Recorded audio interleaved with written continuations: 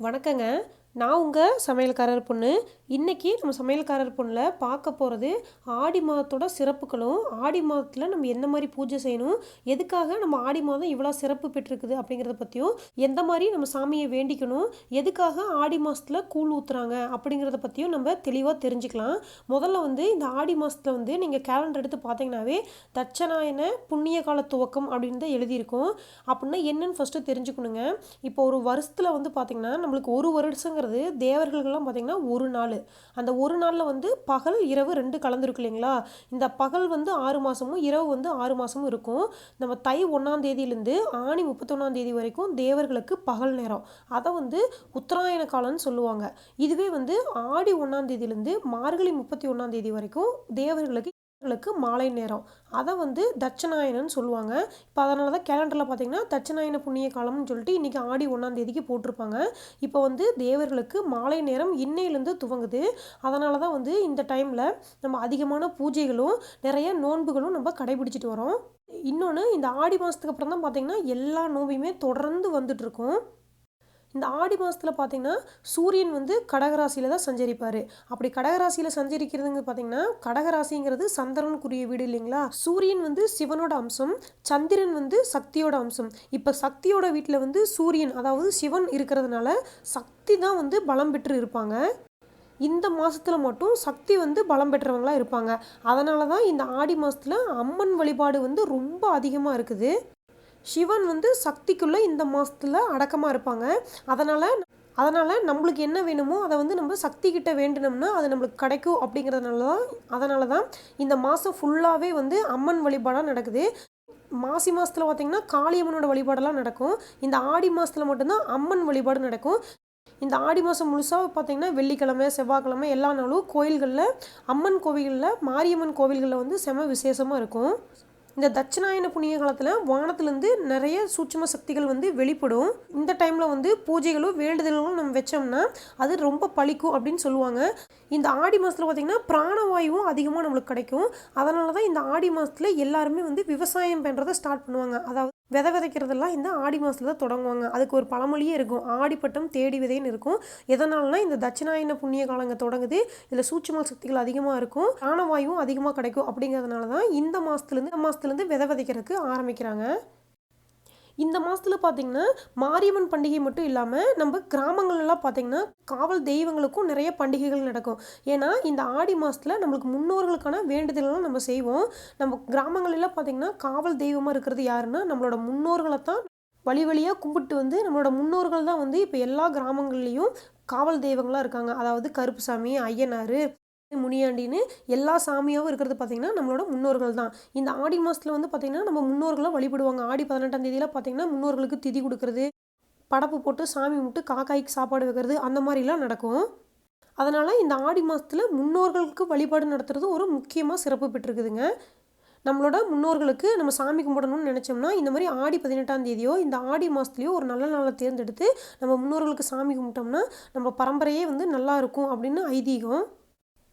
இன்னொன்று, இந்த ஆடி மாதத்தில் தான் பார்த்திங்கன்னா கூழ் காய்ச்சி எல்லா கோயில்லையும் ஊற்றுவாங்க. அந்த கூழ் காய்ச்சி ஊற்றுறதுக்கு ஒரு முக்கியமான காரணம் ஒன்று இருக்குது, ஒரு முக்கியமான கதை இருக்குது. அந்த கதை என்னன்னு பார்த்துட்டிங்கன்னா, தவத்தில் சிறந்தவர் பார்த்திங்கன்னா ஜமனரத்ன முனிவர். அந்த முனிவர் வந்து ரொம்ப நல்லவர். அவர் மேலே இந்த காற்று வீரியாச்சூரன் அப்படிங்கிறவங்களோட மகன்கள் வந்து ரொம்ப கோபமாக இருந்தாங்க. அதனால் வந்து அவரை கொன்னுட்டாங்க. அவரை கொன்ன செய்தி கேட்டோன்னே அவரோட மனைவி வந்து ரேணுகா தேவி, அவங்களுக்கு ரொம்ப கோவம் வந்துருச்சு. அதனால் என்ன பண்ணிட்டாங்கன்னா அவங்க தீக்குளிச்சு அவங்களும் இறந்துடலாம், கணவன் போனதுக்கப்புறம் நம்மளுக்கு என்ன வேலை அப்படின்னு சொல்லிட்டு அவங்களும் தீக்குளிச்சு இறந்துடலாம்னு சொல்லிட்டு தீ மூட்டி அதுக்குள்ளே இறங்குறாங்க. அப்போ உடனே இந்திரன் வந்து மலையாக வந்து தீயை அமைச்சிடுறாரு. அப்போ என்ன ஆயிடுச்சு, அந்த ரேணுகா தேவி அவங்களுக்கு உடம்பு ஃபுல்லாக தீக்காயம் வந்து கொப்பளமாயிருச்சு. உடனே அவங்க வெற்றுடலாக இருந்தாங்க. அதனால் அதை மறைக்கிறதுக்கு பக்கத்தில் இருந்த வேப்ப மரத்தில் போய் வேப்ப நிலையெல்லாம் பொறிச்சு அழகாக ட்ரெஸ் மாதிரி செஞ்சு அதை உடம்புலாம் அணிஞ்சிக்கிட்டாங்க. அவங்களுக்கு ரொம்ப பசி எடுத்துச்சு. அதனால் பக்கத்தில் இருக்கிற கிராமங்களுக்கு போய் ஏதாவது சாப்பிட்றதுக்கு இருந்தால் கொடுங்கன்னு கேட்கும்போது அங்கே இருந்தவங்க பச்சரிசி மாவு, வெல்லம், இளநீர் அந்த மாதிரி கொடுத்தாங்க. அதை வாங்கிட்டு வந்து என்ன பண்ணாங்க, அந்த அம்மா கூழ் காய்ச்சி சாப்பிட்லான்னு சாப்பிட்டு இருந்தாங்க.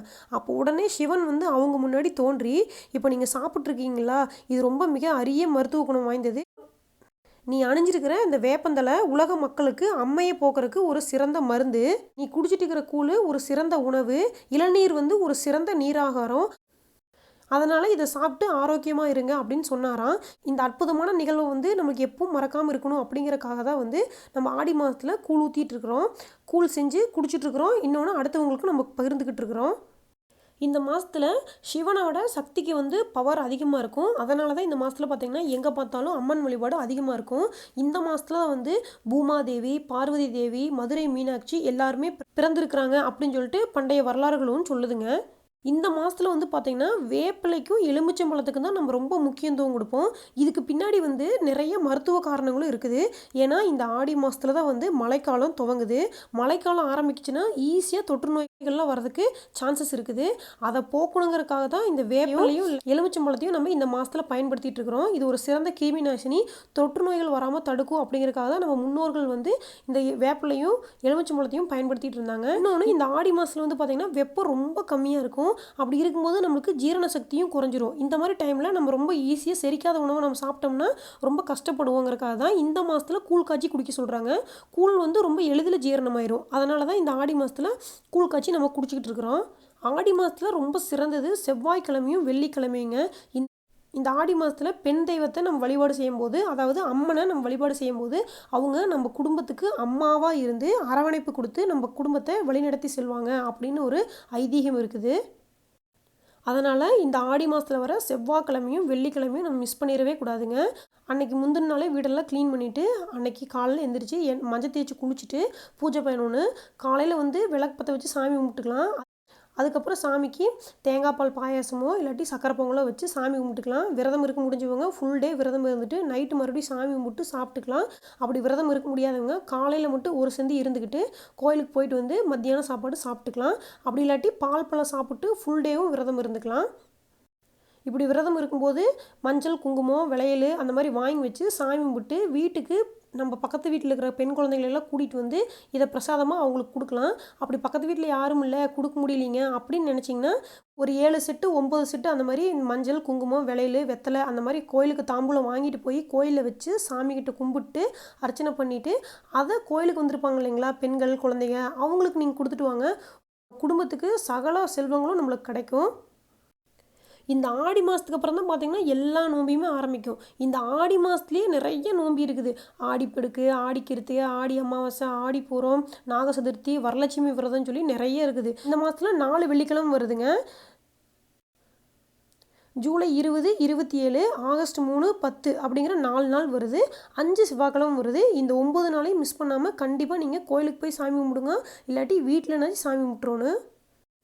கல்யாணம் ஆனவங்க வந்து இந்த மாதிரி சாமி கும்பிடலாம். கல்யாணம் ஆகாதவங்க வந்து வீட்டில் விளக்கேற்றி வச்சு மானசீகமாக ஒரு நல்ல கணவர் கிடைக்கணும்னு சொல்லி சாமி கும்பிட்டிங்கன்னா கண்டிப்பாக அது உங்களுக்கு நடக்கு. அப்படி இல்லாட்டி வெள்ளிக்கிழமை நாள் கோயிலுக்கு போகிற மாதிரி இருந்திங்கன்னா வெள்ளிக்கிழமை நாள் ராகு காலத்தில் துர்க்கை அம்மனுக்கு விளக்கு போட்டு கும்பிடுங்க. கண்டிப்பாக நம்ம மனசில் நினச்சது நடக்கும். கல்யாணம் ஆனவங்களாக இருந்தாலும் சரி, கல்யாணம் ஆகாதவங்களாக இருந்தாலும் சரி, என்ன வேண்டியிருந்தாலும் அது அவங்களுக்கு கண்டிப்பாக நடக்கும். நம்மளே தான் போய் அதை சாமி கும்பிடணும் இல்லை, நம்மளுக்காக நம்ம அம்மா அப்பா வேண்டிக்கிட்டாலும் அது நம்மளுக்கு நடக்கும். இந்த ஆடி 1ஆம் தேதி வந்து இன்னொரு சிறப்பு என்னன்னு பார்த்தீங்கன்னா தேங்காய் சுடுறது. இந்த தேங்காய் சுடுறது மோஸ்ட்லி வந்து பார்த்திங்கன்னா சேலம், கரூர், பரமத்திவேலூர், நாமக்கல் அந்த சைடு மட்டும்தான் பண்ணுவாங்க. அது எப்படி செய்வாங்கன்னு பார்த்தீங்கன்னா புதுசாக ஒரு இளம் தேங்காயாக வாங்கிட்டு வந்து அந்த தேங்காயை நல்லா கல்லில் போட்டு உரைச்சி முழுன்னு பண்ணிடுவாங்க. சுரண்டிட்டு நடுவில் ஒரு கண்ணு மாதிரி இருக்கும். தேங்காயோட கண்ணில் ஒன்று மட்டும் ஓட்டை பண்ணிவிட்டு அதில் இருக்கிற தண்ணியெல்லாம் வெளியே எடுத்துருவாங்க. அதுக்குள்ளே எள்ளு, பாசிப்பருப்பு, அவுள், ஏலக்காய், பொட்டுக்கடலை, வெல்லம் இது எல்லாத்தையும் கொஞ்சம் பொடிச்சுட்டு அதுக்குள்ளே போட்டு கொஞ்சோண்டு அது நல்லா வேகணுன்ட்டு தேங்காய் தண்ணி ஊற்றிட்டு நல்லா கலக்கி விட்ருவாங்க. அதுக்குன்னு ஒரு குச்சியை சீவி வச்சுருப்பாங்க. குச்சியை வச்சு நல்லா அந்த ஓட்டையில் தட்டிடுவாங்க. அந்த ஓட்டை நல்லா அடைச்சிக்கும். அதுக்கப்புறம் தீ மூட்டி இந்த தேங்காயை நல்லா அதில் சுட்டு எடுத்துருவாங்க. அதுக்கப்புறம் அதை கொண்டு போய் விநாயகர் முன்னாடி வச்சு சாமி கும்பிட்டு அதுக்கப்புறம் எல்லாத்துக்கும் பகிர்ந்து கொடுத்துட்டு சாப்பிடுவாங்க. இதுலேயும் நிறைய மருத்துவ குணங்கள் இருக்குது. இன்னொன்று ஊரெல்லாம் ஒற்றுமையாக சேர்ந்து பண்ணணும் அப்படிங்கிறதுனால இதை செய்வாங்க. இன்றைக்கி பார்த்திங்கன்னா ஆடி 1 செவ்வாய்க்கிழமை தான் வருது. இன்றைக்கி தலைக்கு குளிச்சுட்டு சாமி கும்பிட்றவங்க கும்பிட்டுக்கலாம். இல்லை இன்றைக்கி கும்பிட முடியலன்னா வீடு நாளைக்கு நாளானிக்கு க்ளீன் பண்ணிவிட்டு வெள்ளிக்கிழமையிலேருந்து நீங்கள் பூஜை பண்ண ஆரம்பிச்சிடலாம். வெள்ளிக்கிழமை நீங்கள் ஃபஸ்ட்டு சாமி கும்பிட போகிறீங்கன்னா சாமிக்கு ஏதாவது ஒரு நெய்வேத்தியம் வச்சு பண்ணுங்கள். அது இனிப்பாக இருக்கணும்.